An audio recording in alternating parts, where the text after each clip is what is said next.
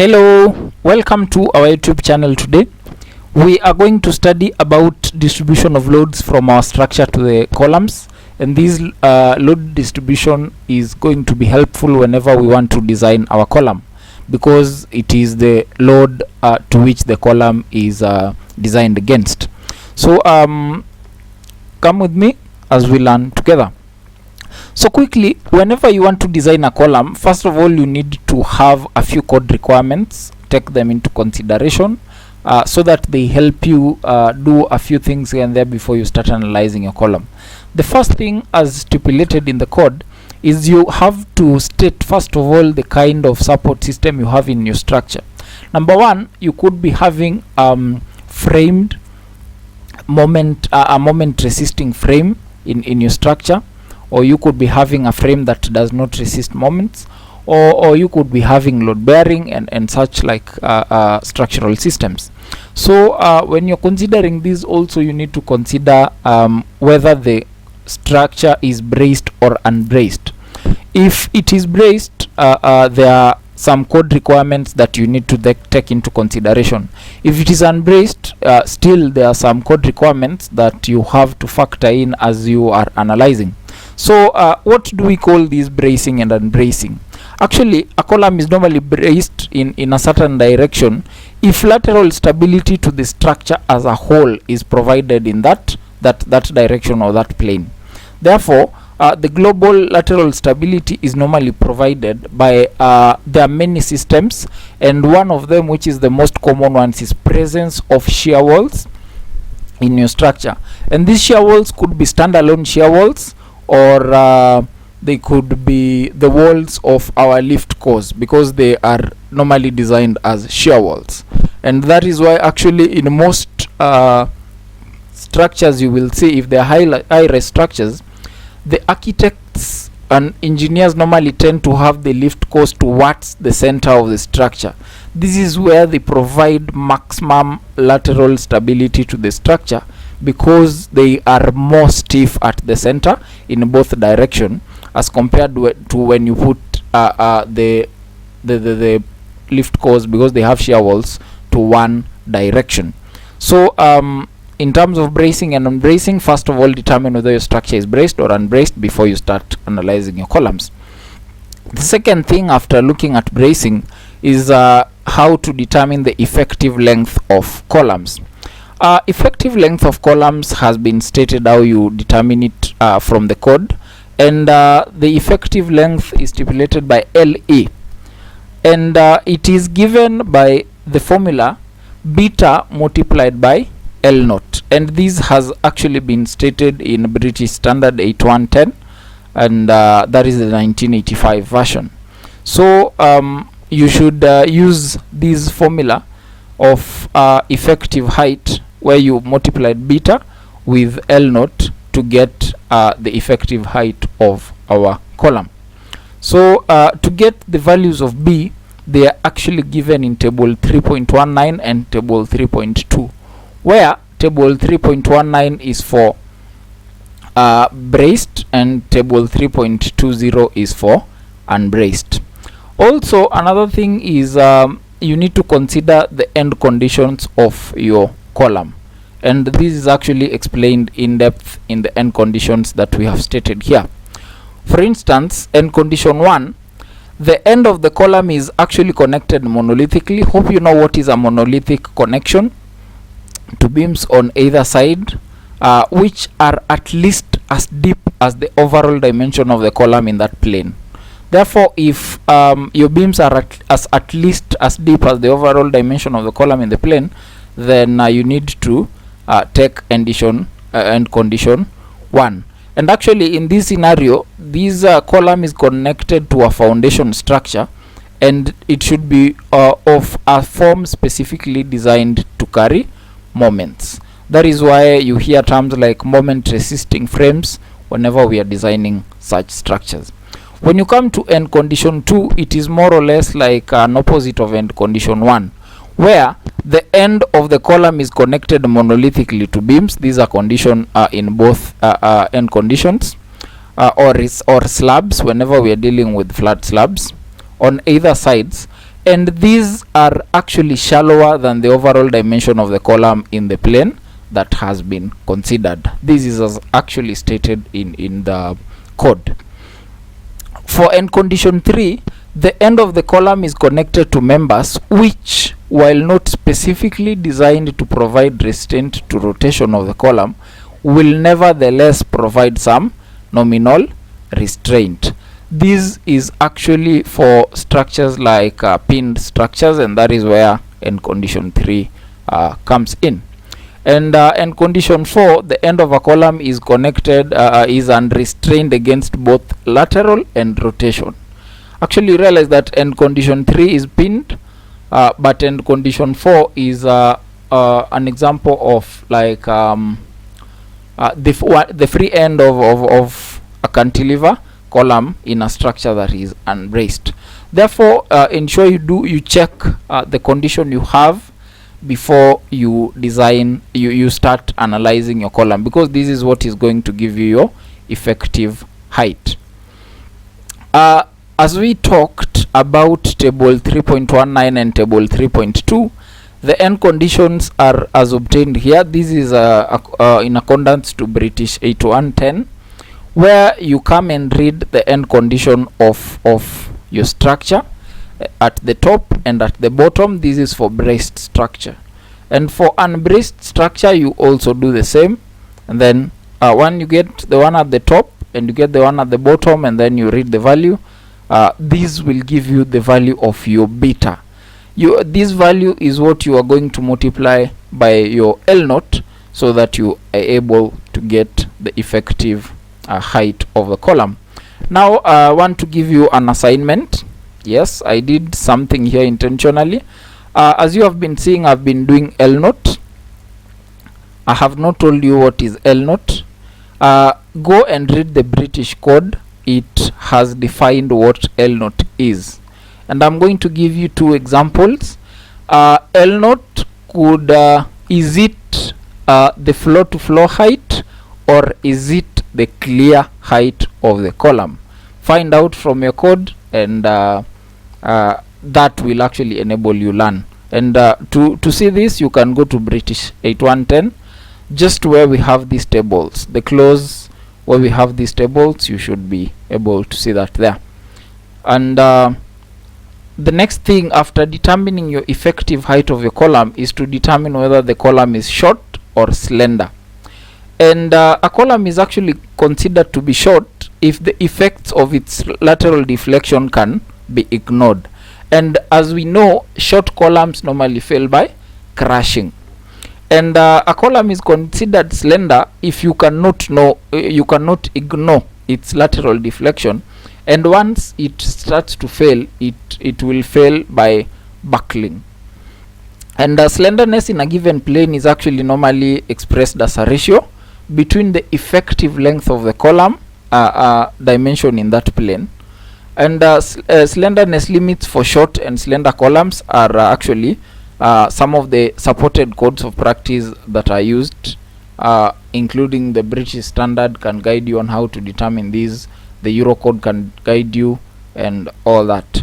But when you look at the British Standard, these are the formulas that we use whenever we are determining whether a column is short or long. And we can, after checking that, the next step is also to check the maximum slenderness of the column.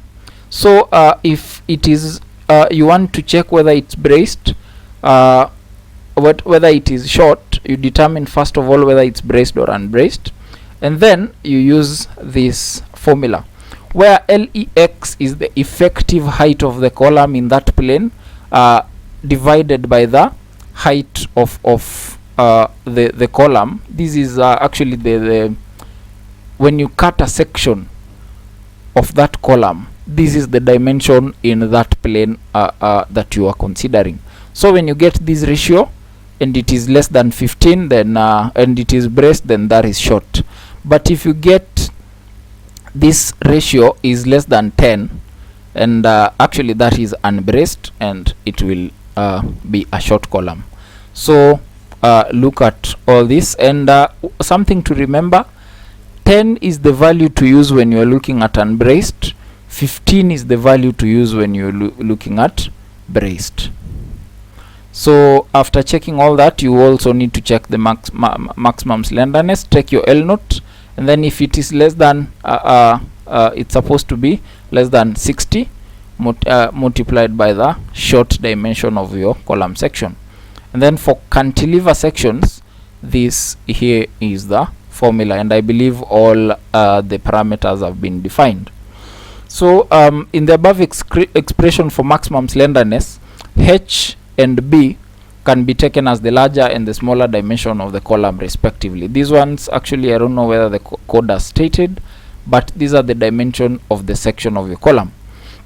And we have been working with this drawing in our other studies, and today we are going to look at how now to carry out the load takedowns from these slabs to our columns.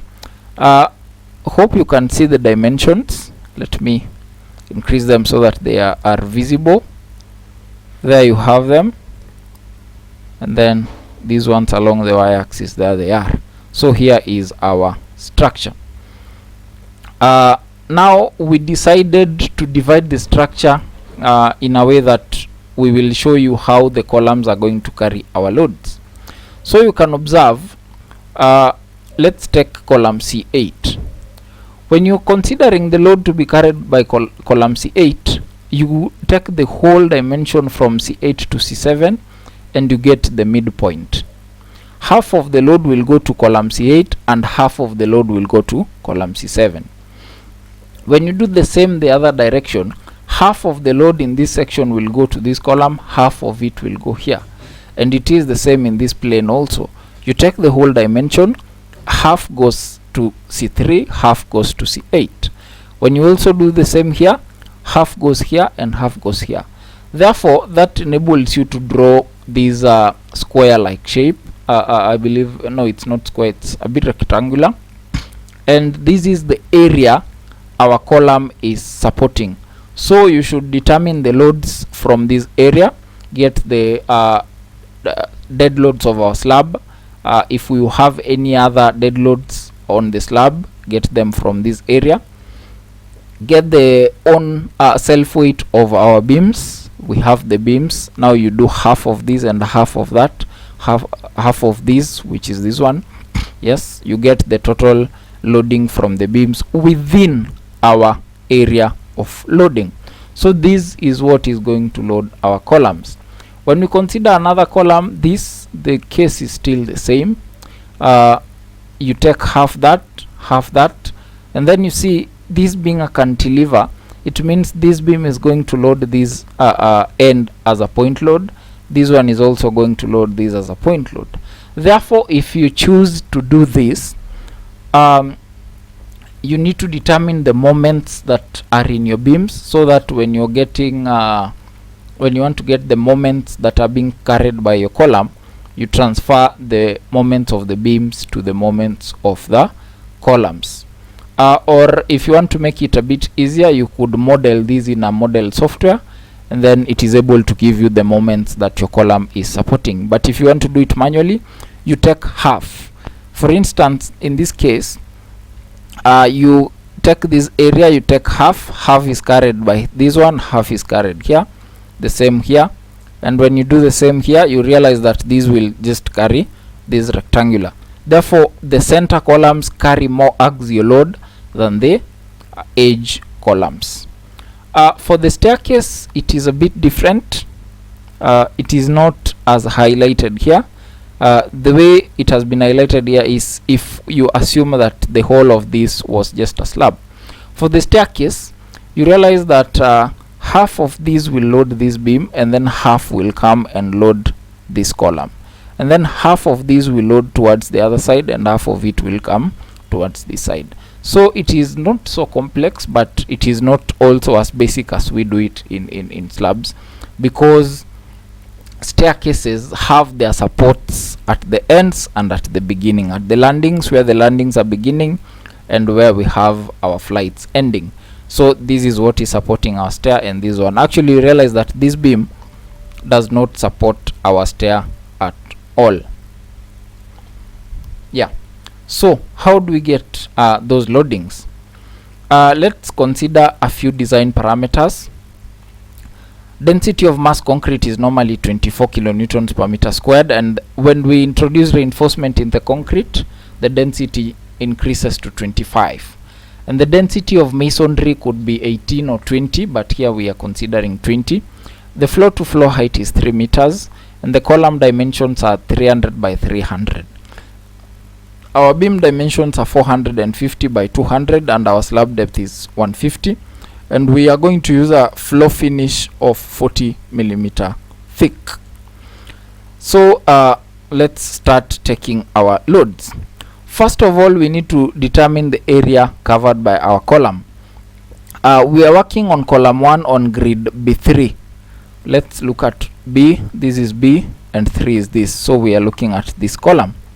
So when you look at column on grid B3, you get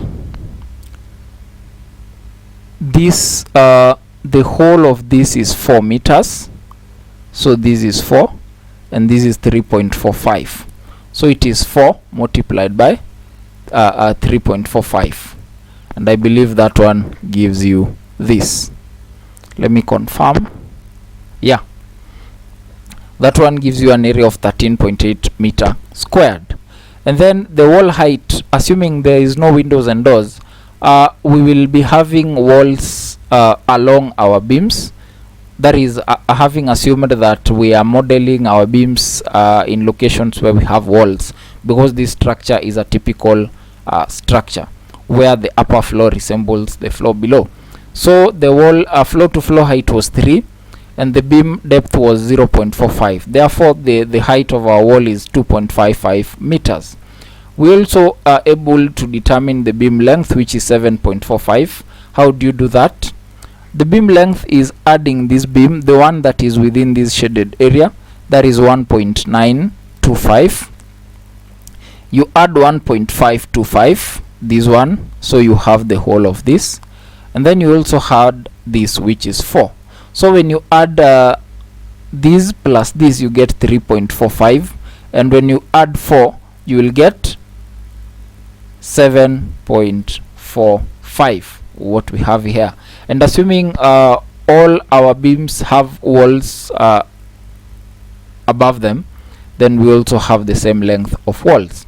These are the basic parameters you need to determine first. After that, you proceed to start your computation. Now, to determine the loading of my masonry, I have 2.55 meters height multiplied by 0.15. I am assuming I was using walls of 150 millimeter thick. That is why I'm using this. Therefore, I have the height, the thickness, what is remaining, the length. Height, thickness, length give me volume. When I multiply by 20, which is the density, I get a loading of 56.9925 kilonewtons. That is the loading of my walls. Now, whenever I'm designing a column, I design the column on the ground floor. It means it is carrying the other columns in the other floors. It is the one that is bearing their weight. So the column dimensions when you cut a cross section was 0.3 by 0.3, and the height, the height from the floor to the soffit of the beam was 2.55, and multiplied by the density of reinforced concrete. Therefore, this volume multiplied by density, I get 5.7375 kilonewtons. The slab self weight of that region also, I take the area and then I multiplied by the depth of my slab multiplied by the density to get the loading. Beam self weight, I do a beams of 450 millimeters deep multiplied by the breadth of the beam, which is 200 millimeters, multiplied by the total length of my beam. So this gives me the beam volume multiplied by the density of the concrete. I get this loading as the loading, the self weight loading of my beams. Lastly is the finishes and screeds, because my slabs have finishes. I had 40 millimeter thick finishes, and their area, they were covering the entire area of the slab, which is that. When you multiply that, you get the volume of the finishes, and then you multiply by the density to get 13.8 kilonewtons. Therefore, these are my permanent actions or dead loads of my column per floor. Remember, we have done this on just one floor. Therefore, total dead load per floor is 145.0425 kilo newtons. Total loading for 6 floors, then, if this was having 6 floors, what could be the total loading? You just take that, you multiply it by 6, you get 870.255 kilonewtons as the loading of my column. Now this can change because we don't know what you are going to use as your roofing material. Sometimes you're using a flat roof. In this, we assumed it is one of the last floor is the flat roof. That is why we multiplied by 6. But sometimes you have your iron sheets, and then you have your trusses, so you should determine all that load and come and add it here. Now when we look at live loads or variable actions, for residential utility we normally take variable actions of either 1.5 or 2 or 2.5 depending on the utility of the structure. But since this is just a normal residential utility, I pick 1.5 from my code, and 13.8 is the area of my coverage.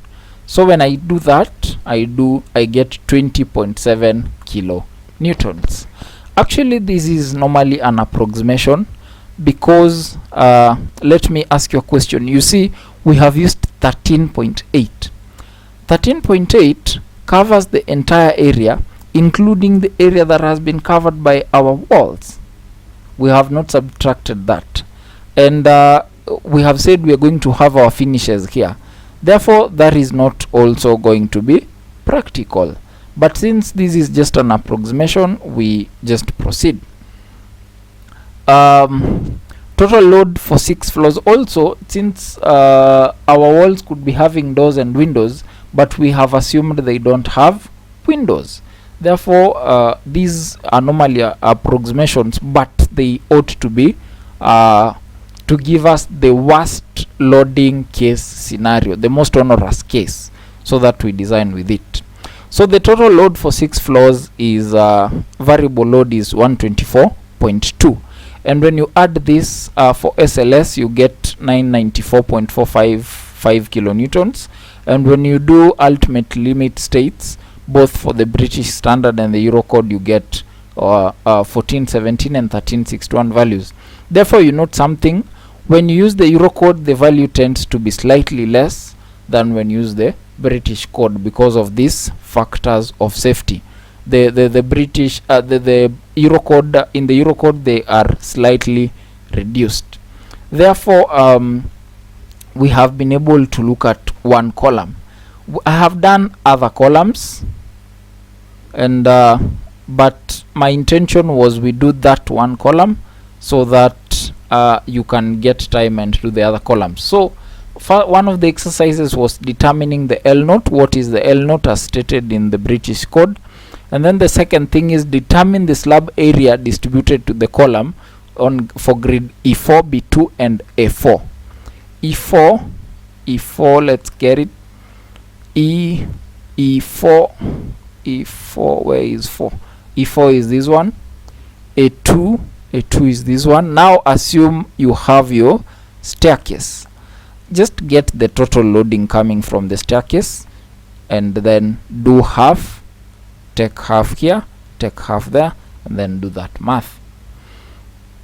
And hope you realized part of this was covered by the staircase, but we just made an assumption, as I had stated earlier, that it is a normal slab. And the other thing that you were supposed to do was determine the loadings of columns. You determined their areas to SLS and ULS using both codes. Just basically what we have been able to do here. So let me show you the diagram. It is simple to do load distribution to columns. This is the diagram. This is how we have distributed our loads, and this was our architectural drawing. Let me increase it for you so that you're able to see it clearly.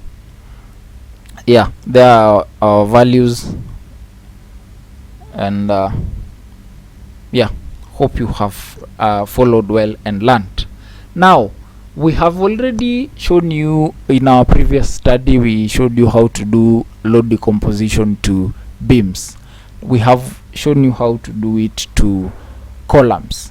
What about slabs? How do we determine the loading of our slabs? So to determine the load takedowns of loads in our slabs, we have to determine first our dead loads or permanent actions. That means we get the self weight of our slabs and any other permanent fittings and fixtures on our slabs, including screeds and finishes and services.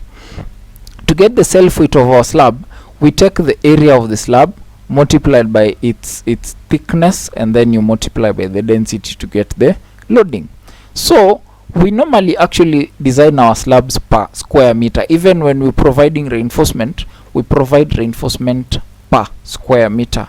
So you take 1 square meter multiplied by the depth. When you take area multiplied by depth, you get volume, and then you multiply it by the density of concrete, you'll get 3.75. If we could have used 24 as density, we could have found 3.6.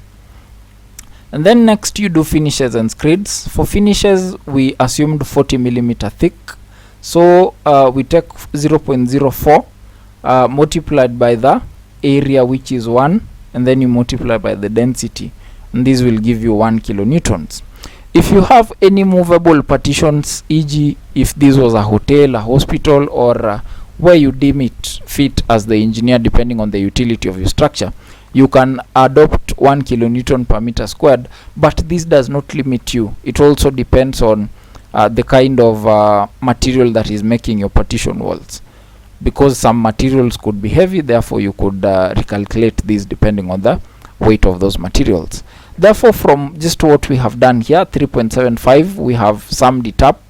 3.75 add 1 and 1, you get 4.75 kilonewtons per meter squared. Therefore, this is the total permanent action or dead loads acting on a slab. Live loads, we do I want to do 2, or you could do 1.5, depending on the utility of your structure and the value obtained from the code. So once you have obtained this from the code, you can sum them up. You see, when I do ULS, I get 9.85, and when I do SLS, I get 6.75. Now, lastly, sometimes we have line loads on our slabs. For instance, we could be having walls. Walls are lying directly on top of the slab. Therefore, if you have such walls, you get their density. Here we assumed the density of the masonry to be 18. You multiply it by the height and then the thickness. When you do all that, you get 9.18 kilonewtons per meter. So this is the total line load of our walls, and this is what we are going to use if we want to model and design our slab with a line load. So thank you for you have learned with us. We have studied how to do load distribution to columns and how to determine the loads that our slabs are carrying in a structure. Remember to get the drawing that we looked at, this one, just get the loading of slabs. You see I have 100 millimeter thick walls here. Get the loading of these walls, so load them as line loads. Also determine the loading, the normal loading of the slabs, and the loading that normally will go to the columns. If you're able to determine that, then you could be ready now for the next session, which is how to use these columns to get moments and to analyze and design our columns. Thank you very much, and may the good Lord bless and keep you. Subscribe to this channel, press the bell icon for notifications in the future, and continue studying with us. Thank you. Bye. Adios.